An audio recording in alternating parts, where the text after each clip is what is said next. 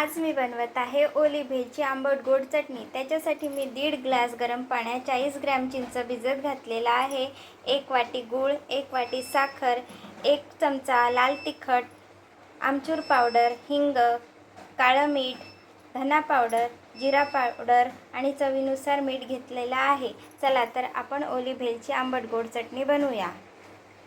चिंचेचं पाणी मंद आचेवर उकळण्यासाठी ठेवलेलं आहे। आता आपण सर्व मसाले यामध्ये ॲड करूया।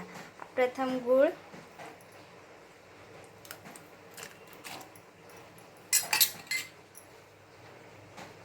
साखर,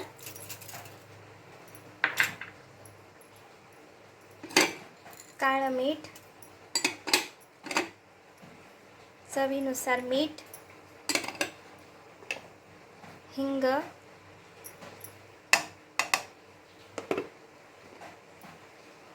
धना पावडर, जिरा पावडर।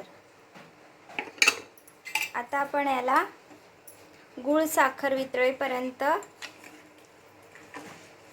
उकळून घेऊया मंद आचेवर।